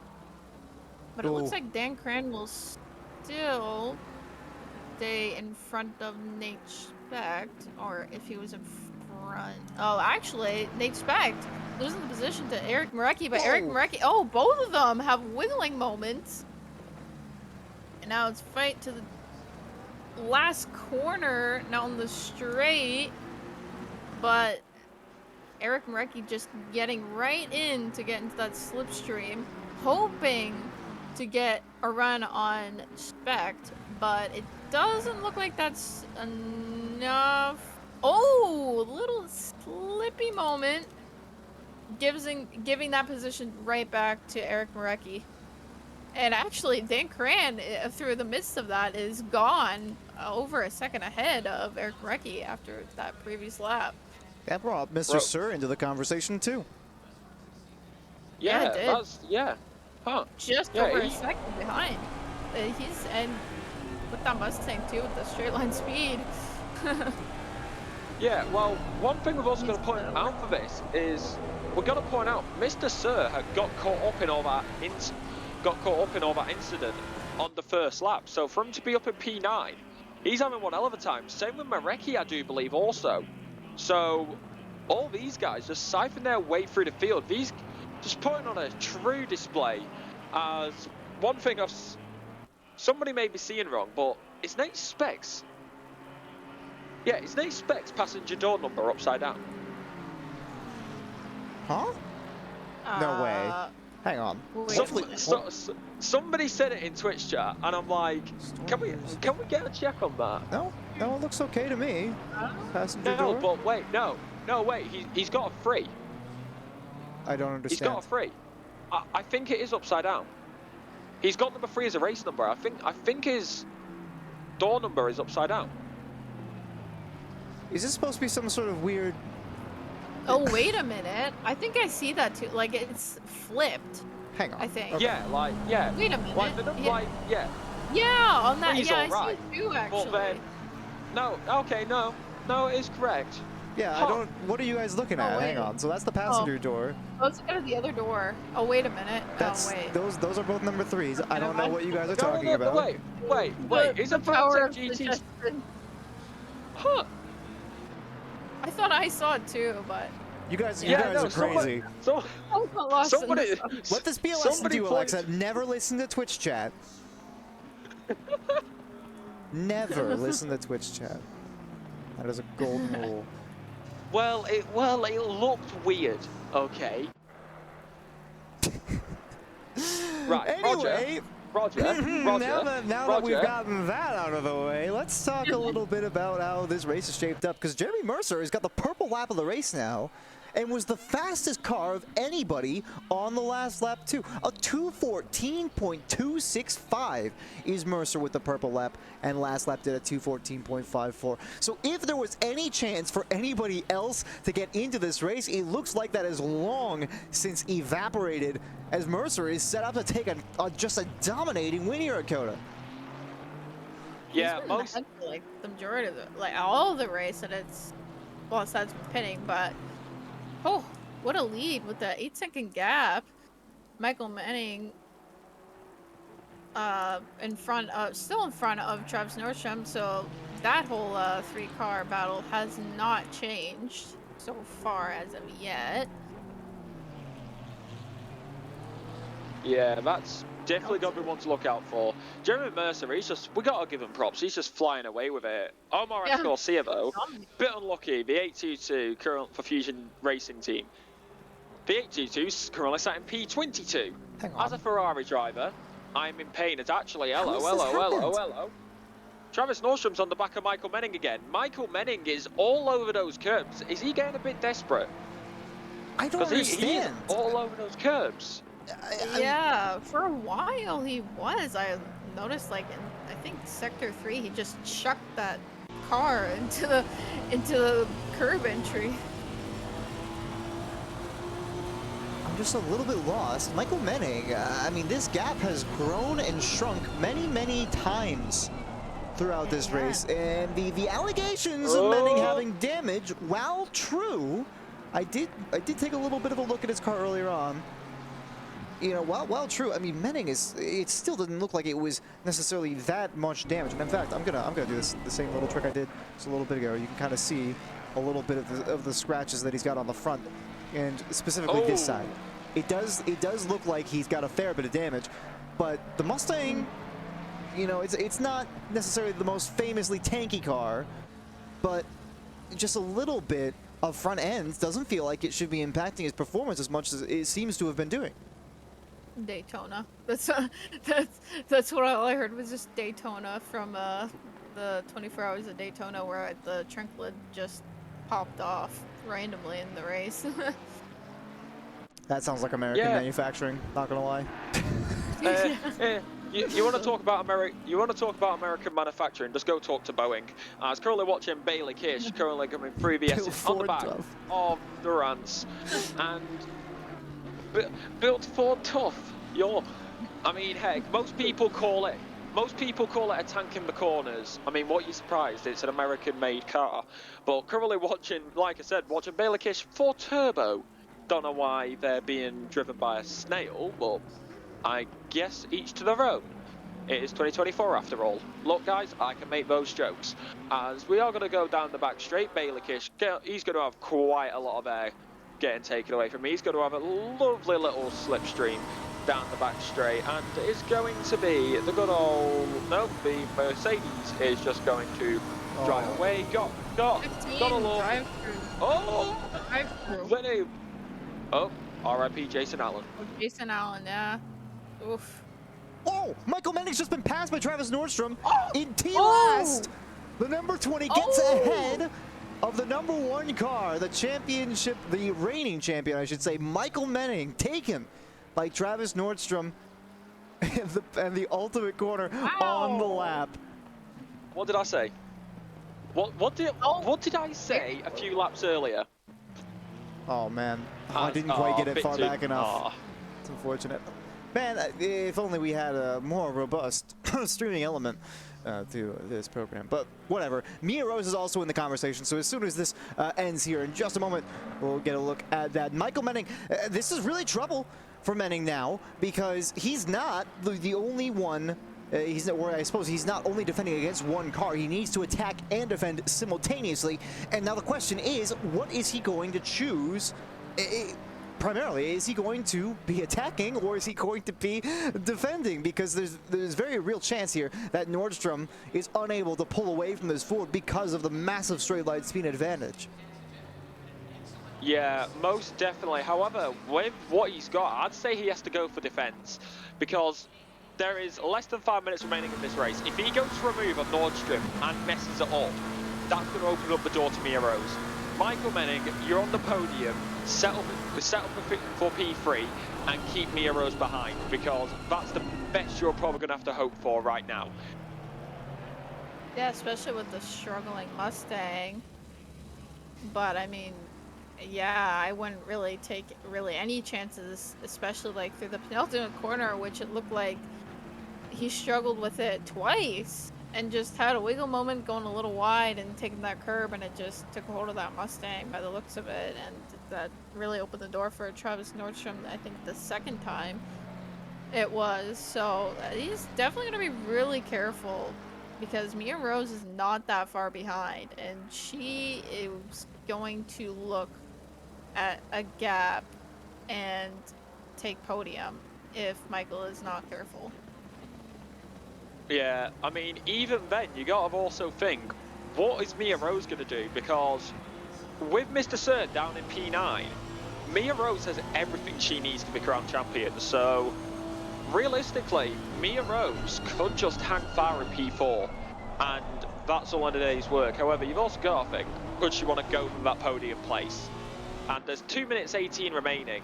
We're going to have one more lap after this, without a doubt. But we will be on the penultimate lap now, so it's either this lap or the next lap. And the way it is, I'd say the top 4 is going to stand as it is. So let's take a look here. So for 9th place, where Mr. Sir is sitting right now, it is 64 points versus the 85 that Mia Rose will get. And if indeed that gap is more than 100 points at the end of this race, or I should say more than 112 points. If it's 113 points or greater to P2, Mia Rose has clinched the championship, which I think we can safely say is more likely going to be the case. We'll take a look at the the driver standings after the race concludes to try and speculate on that one a little bit. But for right now, it's all about this story right here. Every other gap has developed out to 1 second or greater, except for this one. It's Michael Menning and Travis Nordstrom fighting for P2, the second step on the podium here on what is most likely the penultimate lap of the race here at Circuit of the Americas. Yeah, most definitely. It's the one to look out for with less than a minute remaining on the clock. Jeremy Mercer will be the one to lead us on to the final lap of this Grand Prix here at the Circuit of the Americas, which honestly I thought I would hate, but it's actually been pretty entertaining. However, I am not going to retract my statement about this circuit. It's absolute trash, but it's the way that it is. I think the rain probably made it a whole lot more interesting. And I feel like the reason why we haven't seen so many track limits is because the rain. But ACC can get a bit more lenient with when it is raining. Trust me, I had a race at Nürburgring last week and it was raining and it was one hell of a time. But then again, as we see that going on to the final lap, that will be Michael Menning who makes a minor mistake. That may give Mia Rose a chance to pounce. The timer has gone down, so it is going to be the final lap. I know ACC is weird like that, but as we head around into the S's, the white flag is shown. It is the final lap of the Circuit of the Americas Grand Prix, the first of the two American rounds, as we see Guy Manperson going to be looking for a move. It is Ford versus BMW. It is the battle of the continents heading down into turn number one, and it is going to be the BMW who sends a lunge down the inside. However, a bit unlucky so far for Guy Manperson, with Mr. Sir currently P9. However, it is going to be, if my calculations are correct, it is going to be Mia Rose, this gal from down under. As long as if it stays like this, she will be crowned the champion. It doesn't look like Mr. Sir will be able to get to P number 8 unless Nate Specht absolutely bottles it. But Mia Rose coming in with quite a hefty lead in the championship. As long as she keeps it nice and clean, she will be all right. So Mia, don't go for any risky moves, please, and don't throw it out of the window. Heading into sector 3, of course, is Jeremy Mercer. You can see him on the track map, and he's going to be making his way towards the check flag. But still, we're going to be watching this gal, Mia Rose, down into their braking zone at the end of their back straight. I'm already getting told commentators curse. Nope. Heading through the right-hander. It's a very weird section of track, this. I never got this. I never really understood this section of the track. However, Mia Rose actually looking for it. Got to put Jerry on the top. Mia Rose versus Michael Menning, and it's going to be around through the triple right-hander. People were saying you don't send it around the outside earlier on in this race, but you are going to send it around the outside. Looking on the mini-map, it looks like Michael Menning will stay ahead for the time being. Right now, though, as he's going to head round the final corner, it will be Jerry Mercer who will join the race winners of this season. First it was Mia Rose, Michael Menning, Dominic Duran, and of course Travis Nordstrom into the final corner though. Mia Rose currently in P4 goes to the line. I'm glad I can say this. Mia Rose, du bist Wortmeister. Phenomenal performance for Mercer, phenomenal performance for Mia Rose, but there's still the team championship to talk about, and Mr. Sir is able to hold on to P9 for all looks here against Guy Manperson, who will stand atop the silver podium once again, and a phenomenal performance from him as well. Up 8 positions this race. Danny Durant's not so far behind, up 10 positions, and I believe is our biggest gainer of the race. But what a ludicrous performance from so many different drivers. Jeremy Mercer and Peter O'Brien, P1 and P5, are going to make massive waves now in the team standings. We're sitting down in 3rd place as a team prior to the start of this race. And now I can only expect that they're near the top, because Mia Rose in P4 is a good finish, but Jeff Spangler all the way down in P15 for the end of this race means that their points haul for Circuit of the Americas is going to be on the lower side. Michael Menning and Mr. Sir also in the same boat. P3 for Michael Menning and Mr. Sir, who I believe finished in a sum total 9th place, as the timing sheet is starting to update a little bit as drivers drop from the server. So this is a huge shakeup. I'll switch over to the team standings really fast, and you can see exactly what it was that we were looking at. We were a Barbie team before this race, 789 points. Again, a good haul for them, but not nearly what Jeremy Mercer and Peter O'Brien were able to pull in this race. They were 759 points before the race. Down 30, only 30, and outperformed both of their immediate rivals, and it looks like they might be up to take the team championship. Yeah, most definitely. I mean, I'm just thinking about this on the top of my head. With being only 30 points behind at the start of this race, they may be up top after this race, or just behind the leaders, which I do believe will still. And again, I say that, yeah, it will probably be we're a Barbie team who still sit on the top, so that's a bit unlucky. But what a race! What are your thoughts on that, Selena? Oh, yeah, that was like incredible. Like with near the end with Travis Nordstrom, Michael Menning, and Mia Rose just like about duking it out at the end. I think that was a race. Honestly, that was a solid good race. I mean, I still am not a fan of Coda, especially in the wet, but it was really great to see the battle shake down with those three very incredible drivers. Yeah. And I think we would really, really love to say definitively that Mia Rose took the championship here. I'll take a look over at what the driver standings were before this race.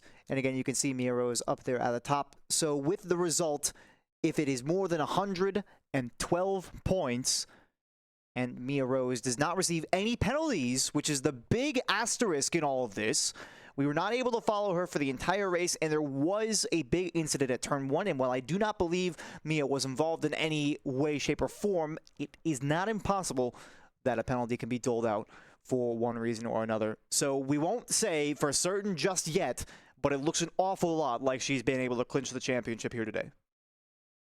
Yeah, most definitely. I mean, you can't really knock it. I think it would have been a different story if Michael Menning was here the entire time, but Mia Rose taking the advantage when he wasn't here. Of course, we can't actually confirm it just yet, but I do believe that she has taken it just about. But God, what a race! And honestly, that was just dramatic throughout the entire circuit, especially on that final lap. I don't know if you couldn't tell, but I was struggling with my voice to keep up. Yeah.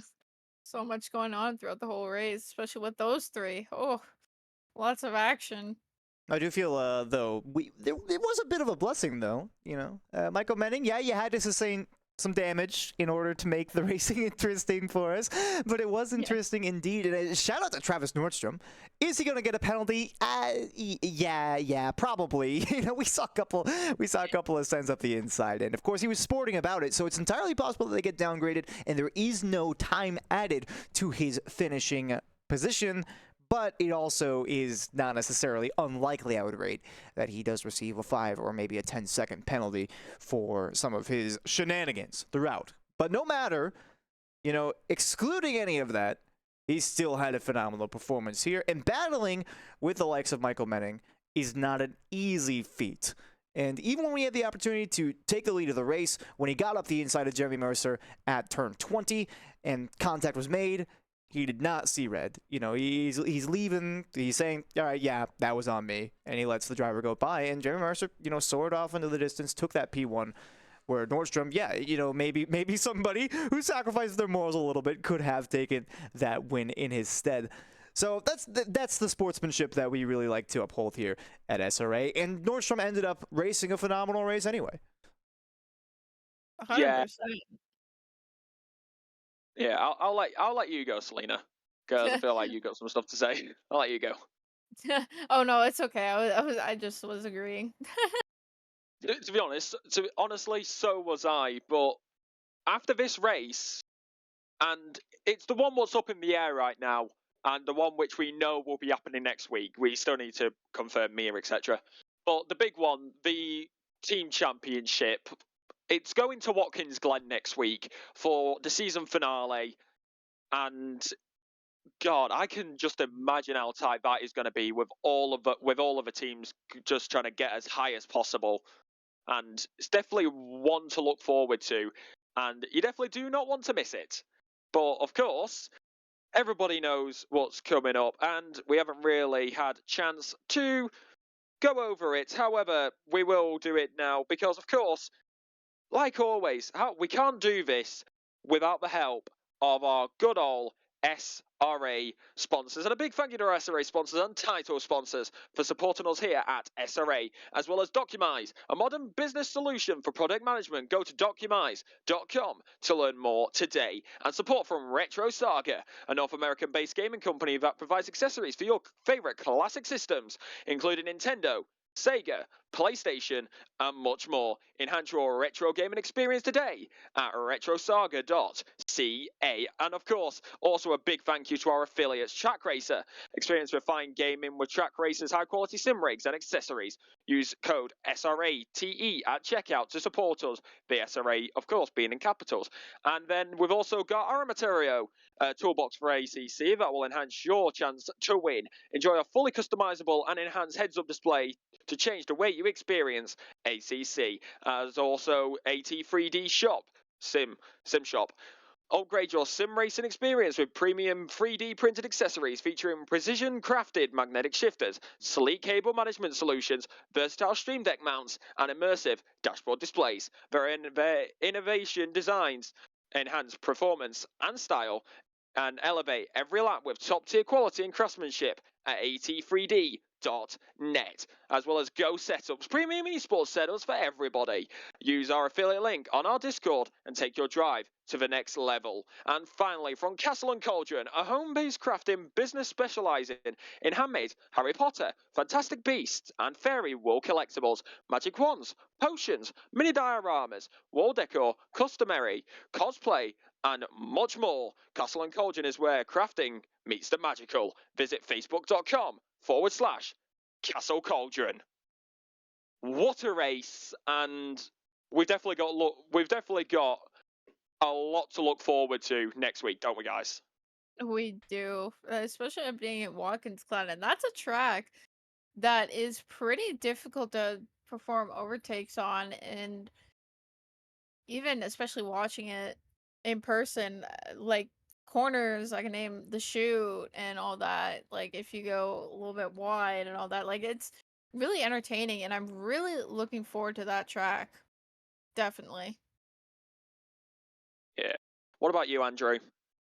Well, of course I'm looking forward to it. The team standings are going to be insane. And I'm seeing in the chat now, Al, which, welcome back, Al. We sorely missed you. But mentioning the gap is only 37 points, which I have no idea how we made that oversight. Oh, it may have been not accounting for the drop race. Or, no, excuse me, I'm silly. I'm such a silly bean. 64 points for Mr. Sir this race. 85 points for Mia Rose. Of course, this is all pending penalties, so we don't know yet where either of these drivers will fall. I do believe Mr. Sir was involved in the Turn 1 incident, the big pileup that influenced many a race today. So he might see something coming his way. Mia Rose, I am more confident that she'll most likely not be receiving a time penalty, but it's entirely possible that we did not see something. But as it stands, the totals for the points, Mr. Sir at 557, Mia Rose at 594, and Jeremy Mercer, not to be left out, 528. So could hypothetically win the Drivers' Championship. Nate Specht could also hypothetically win only if he takes pole position, the fastest lap, and the win, all while the other top three drivers of Mercer, Mr. Sir, and Mia Rose fail to start the race. Or, excuse me, fail to even qualify, because even if one of them picked up pole position, that would be the end for Nate Specht. So, there you go, Nate. Some food for thought. You could totally win. Good luck, Nate. You just gotta hope that everything's on your side. Yep. which I doubt, but there's a very real chance that we could have a fight for the overall win on our hands next week at Watkins Glen, as well as the Team Series Championship. You could not ask for more. We're gonna have a lot of maths to do. Yay! Oh God. The maths. Well, if any of you guys out there in the chat are hurting for more racing, guess what? The Sim Racing Alliance is going to be back tomorrow on the YouTube channel right now, by the way, where the Circuit of the Americas races for some of the other divisions that race tonight, but the remaining 3 will be live tomorrow at the same time, at the same place. You can join the Discord to find all the social links that you'll need in order to find the Sim Racing Alliance when indeed it is that we are live. It's going to be Division 2 tomorrow on the Twitch channel. Please don't take my cam. It's going to be terrible. You can watch Selena. Selena apparently loves this circuit in the wet. No. No. Absolutely not. Nordschleife, please. Oh, man. We're going to get to the race tomorrow. It's going to tick over from the practice session, like the qualifying session in the wet, and it's just going to be the Nordschleife, and Selena is going to be so happy. But I'm gonna hear it from over here in Britain, just the sound waves crossing the Atlantic of Selena being so loud with her cheering that it's the Nordschleife. I'm gonna hear it from across the pond. You will know. You're not wrong.